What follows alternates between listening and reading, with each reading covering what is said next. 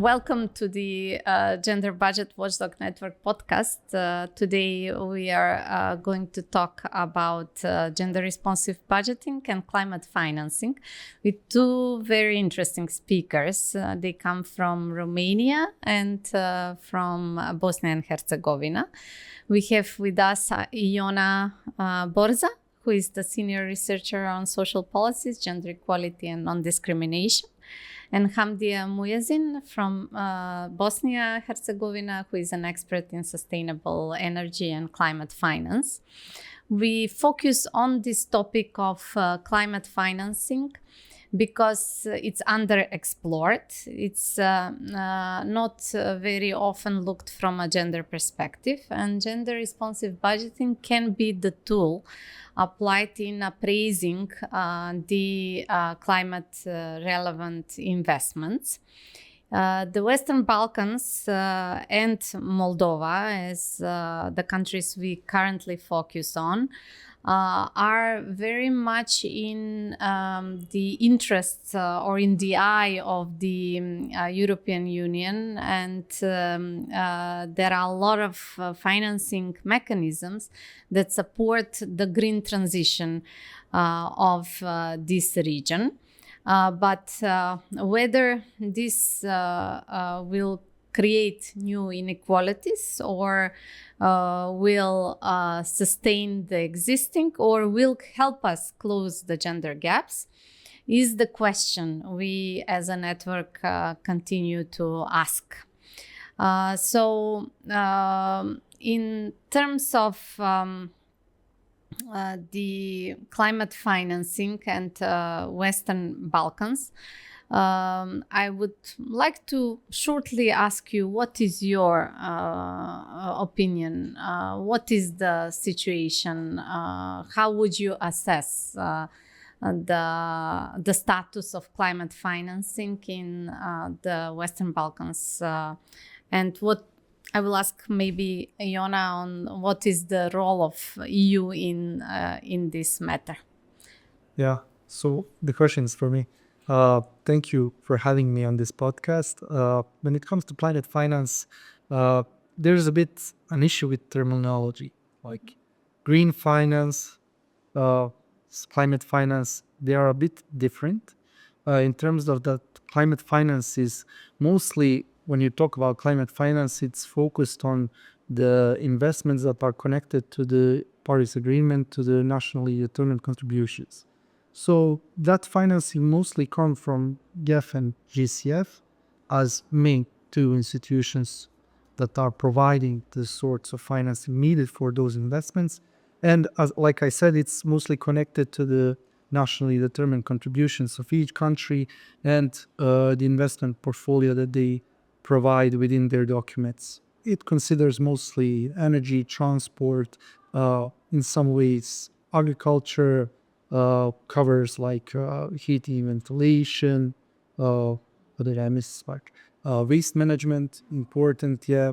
And one of the key areas is also biodiversity in terms of like forestry, climate adaptation, and so on. But the main core in all of it is energy part and the transport part, which are I would say in most of the countries, when you look at, especially when you look at, for example, Stockholm Environmental Institute has like a global atlas of financing. Mm-hmm. And you see, it's not like, we cannot say like we didn't have financing. We didn't have in these countries like an opportunity or financial injection.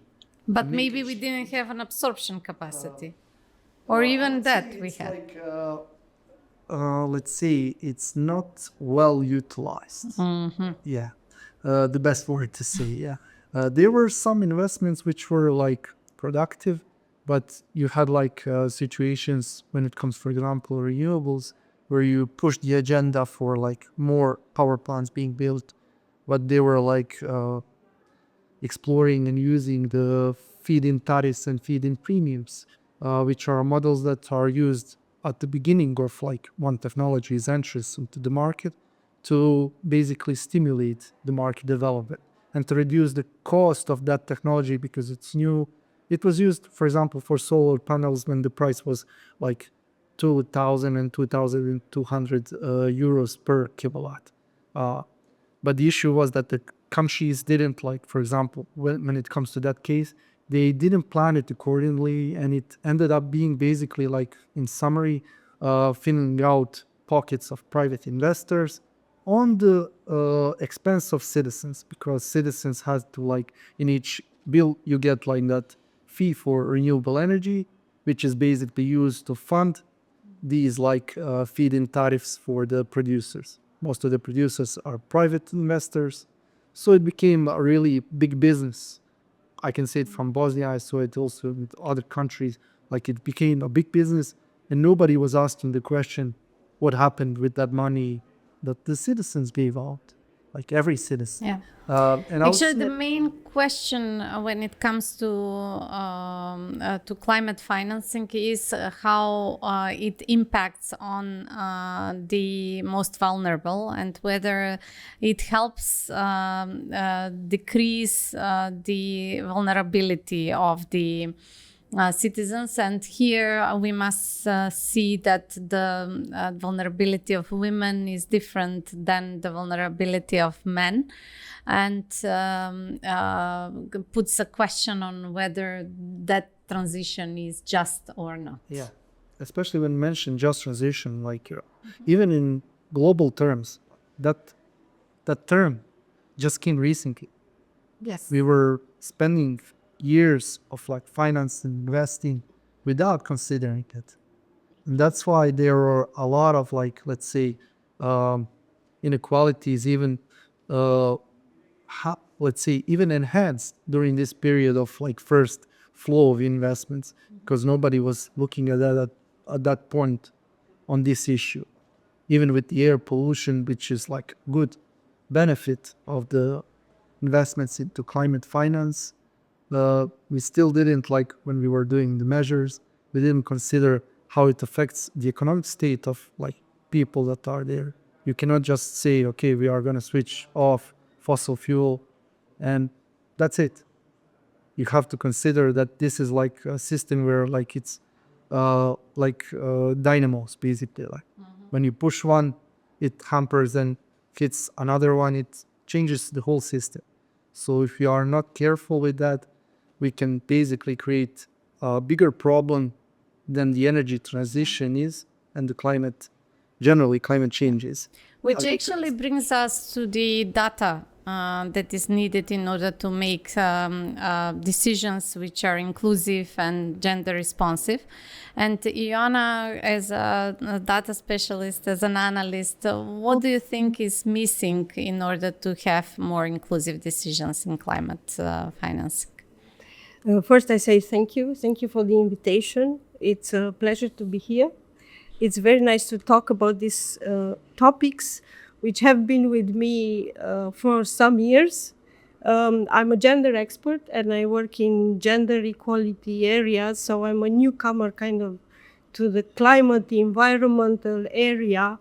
And I have to say that sometimes it's an issue, because if you don't have some studies, they don't take you serious, the environmentalist and climatologist and so on.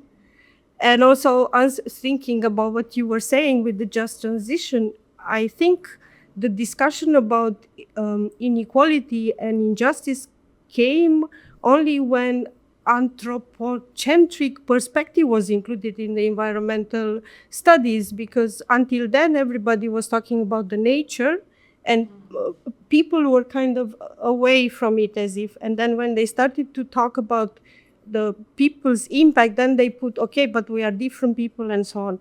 And what I also wanted to say is that in this aspect is that indeed gender inequalities is also new to the environmentalist and climate discussion. So they look to the issue, they try to see, okay, where can we find our place? There are few women's organizations actually who focus their activities on the environmental aspects. Now with the transition and so much focus and financing on energy, and about the issues of energy poverty that we are confronted. There are more and more, but what I'm talking about now is Europe. I'm not talking about indigenous people or people who have been suffering, and or for example, the women's movement in India to protect the forest and so on that we might know. But in Europe, it's kind of a new issue, and it's a bit not difficult, but with intricalities to tackle. And I come here to the data. To the data, it's an issue of what do you need the data for? Like in any project, we collect data. We do collect for different reasons, but then what do you do with this data? I think this is an important question, because even if I go out in the field and I collect information about how in a different region, for example, women who are a majority in the population living, and I also tell that, okay, but pay attention that these women tend to be a bit older, or you have women who, because of the social circumstances, they tend to be more focused on the care activities and not so much in the labor market. What do we do with this information? And this, I think, is the most important question in this kind of climate or green projects, that after you collect the data, do you decide to change this reality? And how do the measures you promote further in your projects change this kind of reality? So data, it's good to collect sometimes, it's expensive, but at the same time, you need to be very strategic and political how you collect this data and what you do with it. Yes, how you use it. And it's important to have the data as a basis for adapting the measures in or targeting better the green investments. Can you give us an example of how green investments can serve better women's needs? When you look at, like, for example, you mentioned energy poverty, I can give you an example from Bosnia, which I think is quite good, but I will also give you one that is from Bosnia and also other countries within the Western Balkans that is missing that part, but it's connected to energy poverty. Like, I was a part of one project which was doing the energy poverty strategies on the local level, and it was a good practice in terms of, like, look at, like, the gender equality, that they were, like, actually pinning down each household and seeing, like, is it like a woman-led household, man-led household, is it single parent household, which are like a big issue. Most of the single parent households are actually women, mostly, and they had, like, a direct connection in terms of, like, surveys and connecting with them, asking them about the issues, not like concluding on their own without like taking into account what the person that is actually the beneficiary is saying. If you are, like, planning for somebody, you have to include it. If you are, like, excluding them, how can you, like, deliver something that they will own? Why will they own something that is let's say, enforced on that? That is not their own ownership. This was a good practice because it was like each of the steps, like defining the measures, defining the budget, explaining them why the city doesn't have much more funding for that. How can we maybe leverage funding? What can we do, like, to increase it? Like, it brought first what I saw, like, was hope to the people, and it brought that sense of, like, they are actually trying to do something that is beneficial to them. Yeah, they are seen. Yeah. They felt like they are seen, they are heard, they are taken seriously. The key element. And to be honest, they helped us form better measures. Like, we were thinking, like, when you look at, like, most of the measures from the energy perspective, we all instantly take ours. We have to do the changes of the system of heating. We have to do the envelope, the buildings envelope, the insulation. But this was, like, different types of issues. Like, some of them, if you were, like, if you are going to put a measure that you change the heating system, how is that relevant when the people are basically, like, they don't have heating systems in the palace? Some of them don't have it. Like, they're basically, like, when it comes to the energy poverty, you can be either energy poor that you cannot pay for it, or you like spend a lot of money within it for the energy bills. But there's also that component where you like, because you are less, let's say, financially capable, we're basically reducing your comfort levels, and you are living basically like in the middle century. Like you don't have like heating, you don't have like proper temperature. Yeah. You are basically dealing with the issues that are then like And here health. probably social characteristics like age and Yeah, it was gender definitely have a different. big impact. It's different where and you're from, like- considering that women live longer, they live longer in poverty. Probably energy poverty for older women is more But of a even, problem. like, when you have like a household where you have like a full family, women are much more affected. Like it was surprising to realize that basically most of the those households have women on the front end in terms of like if it's like heating on coal, she is the one that is basically like putting in the coal. She is the one that is breathing in the PM particles. Like it's not the man. She is the one, because she is there, like she is the protector of the house. But when it comes to the decision, the man takes the decision. And we So were gender trying- roles are very important, and empowering women to be included into the decision making, even on a household level, in terms of energy use and the green transition relevant decisions, is important to use women as agents. To this end, maybe can we discuss how we can make sure that women benefit from the different measures that we have in the climate financing provision? We sometimes talk about green transition impacting on closing jobs which are traditionally men jobs, like coal workers and so on. But the new green jobs, are these jobs opened and offered to both women? Can women benefit from them? Yes. To answer you to this question, recently the European Foundation, the Eurofound, published a report on green jobs in the Balkans and in the Western Balkans. And I was curious, it was just published now in November. I was just curious because I was doing research and to see what they say. And so the authors are two women and a man. I always look at the authors. I always look at the authors. You can say it's a bias. And someone, I think it's from the area by the name. So this, I think it's important in research, someone to have a bit of the knowledge of the context and how it is done and explain. And I had a look. There are very, very few observation in relation to gender inequalities.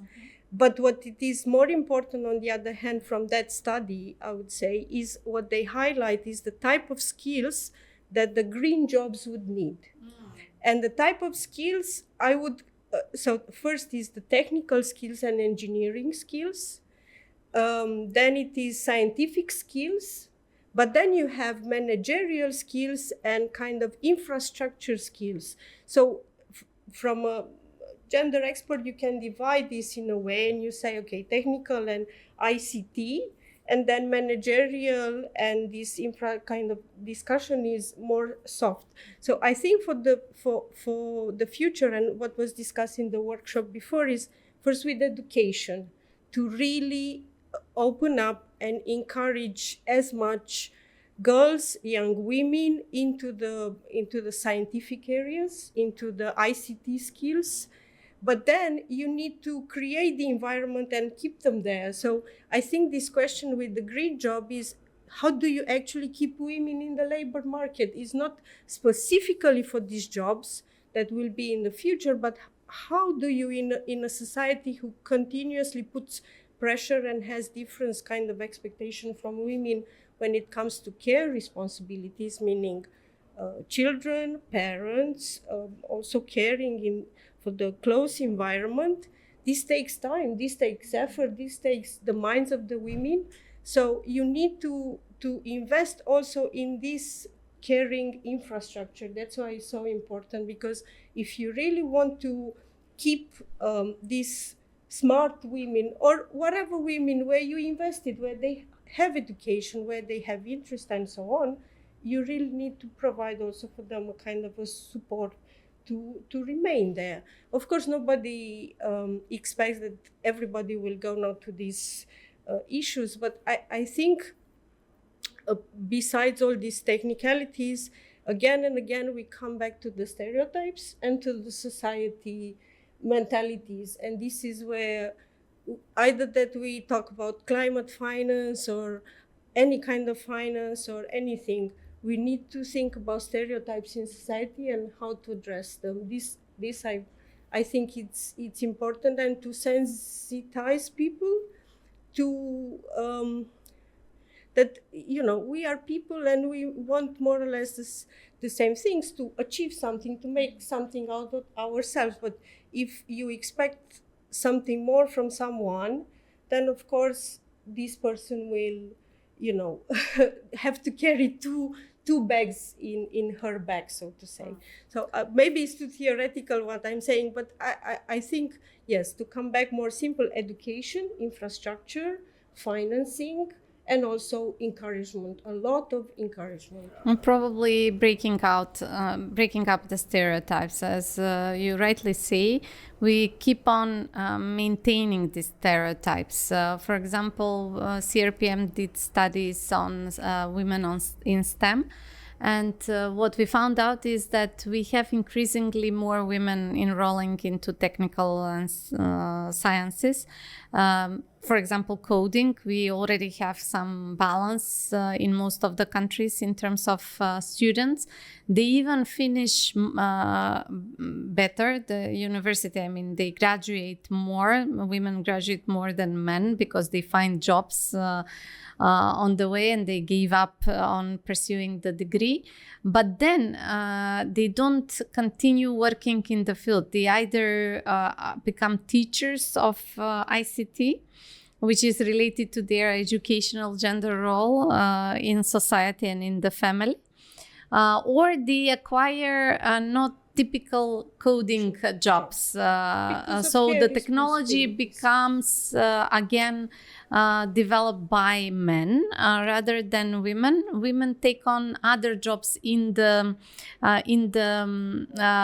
chain of producing the technology. For example, they call them whips, the persons who manage the process of production of the technology, or project managers, where you have to translate to the technical people what the beneficiary, the end user, needs. And this is again related to the skills of women or expectations of women to communicate better, to try to translate, to manage relations in the community and so on. So there are stereotypes that are following even the women who take on the opportunity to break the barriers and take on a STEM profession and job. To this end, maybe the work of civil society is important, and in terms of demystifying what are the needs, different needs of women and men, and how climate finance can meet them differently.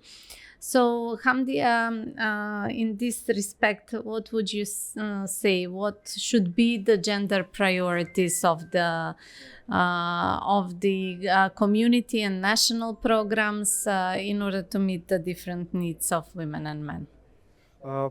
When you say priority, there are so many priorities when it comes to this. Like when I was giving you the last answer, I gave you the good example, but I didn't give you the bad one.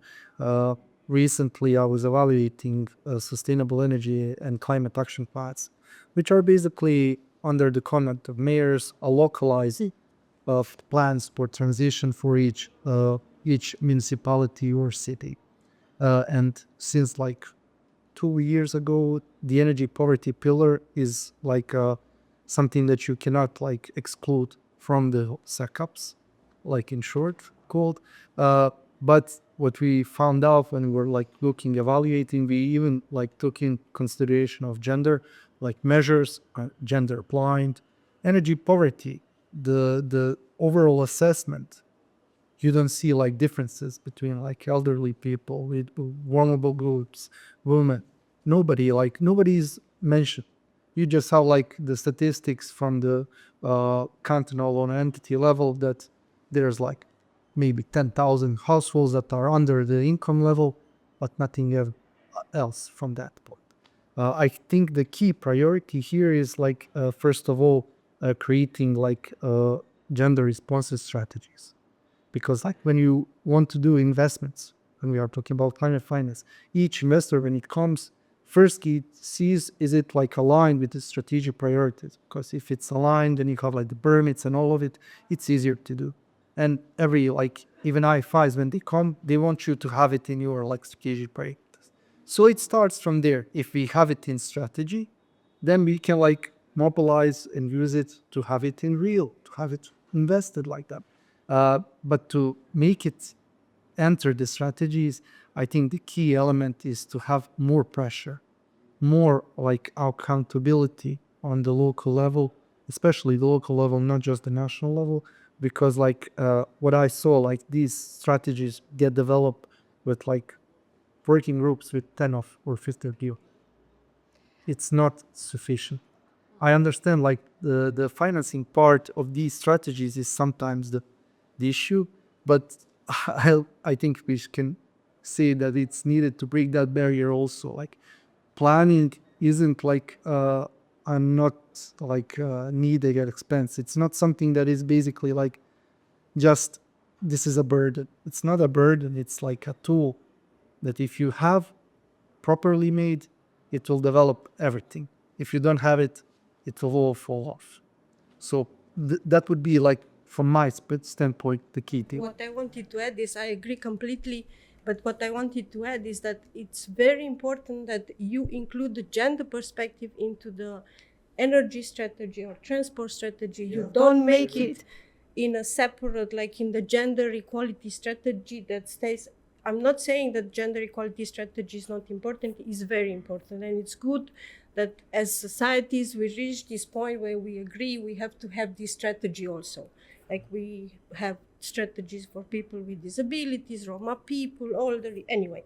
But at the same time, you see, working on these topics, as you said before, how a side, or you said, that it's like a jewelry put a bit on the top, like a cream, but we don't measure it. We don't put money. We don't monitor it properly, how it's done. And I completely agree. If you don't have it in a strategy, nobody will give you money for it.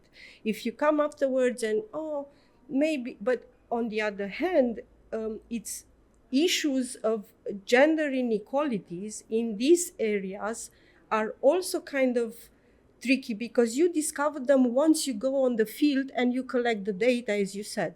Now, when we look at projects that finance energy, now we know, for example, that women, because of their physical structure, are more sensitive to temperature, or because they spend more time inside, they do this. But maybe there are aspects that we never really considered until you go on the field. For example, for me, it was a shock to realize that, and not a shock, but anyway, like a bulb was light, to listen to people who live in hot countries like in Spain or Portugal.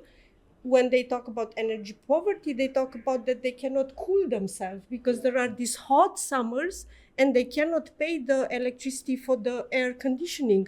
And this will be an issue in the area in the next period because it will be warming and so on. So now we talk about how we heat our homes and how we isolate our buildings, but then at one point we have to think also about how we cool them, and we have to find solution for this. So that's why I'm saying, and this connects also with the data. Data are important, but they are very expensive. But on the other hand, you need to invest, because if you don't talk to people, you don't really know always where you see the differences and where are the inequalities. I may add, like, the key thing that I said, like, usually it's planned within like 15 people working group.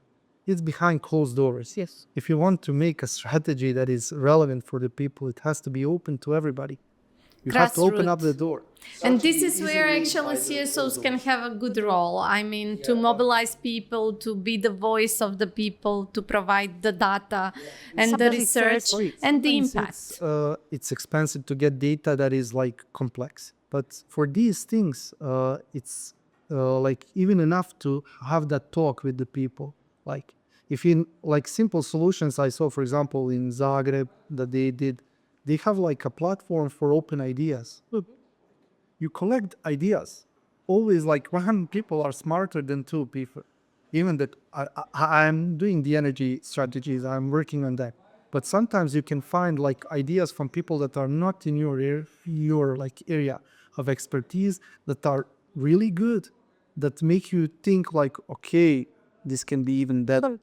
Yeah, a feminist always say in this field that women are already doing the energy efficient role within their households. We just need to put it into the strategy, not finance the big producers and be driven by the profit of the companies that are selling us the energy efficient products, but be driven by the little things and the simple roles every one of us are playing in our households, and try to institutionalize them and try to find financing solutions that stimulate those roles and not the consumer roles, which are... I agree with you. Like we always say, like the best investment is energy efficiency, because like you save energy. When you look at like we can build like renewable energy power plants, they are costly, but you are not reducing the energy level. And when the production isn't stable, something has to fill it out. It will be coal. It will be fossil fuels. So energy efficiency is the best answer for the energy transition. But what you said, like, is it's really important to say, like, we are moving away from those like private investors. It's coming to citizen-focused, citizen-led energy transition. And I think women can really play a key role in this, like, because when you look at like on the local level, we are usually like thinking about like what are the needs of like companies on local levels, what are the needs of like either, let's say, educational institutions, but nobody is thinking about like households. Now it's becoming an issue, but nobody is like thinking, okay, within the households, those that are on the front lines of the current system, how can we make this new system work for them? Because if we are now exchanging the issue of, like you said, either in terms of like the temperature, we are maybe exchanging that issue with the increased price of energy, or maybe, let's say, instability of energy supply. And women are, because like when you look at, I always say my mom, I was raised by a single parent, so I can say this, like my mom was a father and a mother for me. Like, and usually what I saw, this is against men, but it's true. Like the household cannot survive without a woman, and most of the big important things are done by a woman. So if we are not including them when we are creating like especially local energy solutions, like community-based energy, we are not gonna make a difference, because the one that is controlling the consumption and are the women at home. That one is the best one to tell you how to do the system. Great. I will close here because I think that we have a very good conclusion. We should move through to citizens' energy efficient models where women play a key role as agents of change. Thank you. Thank you.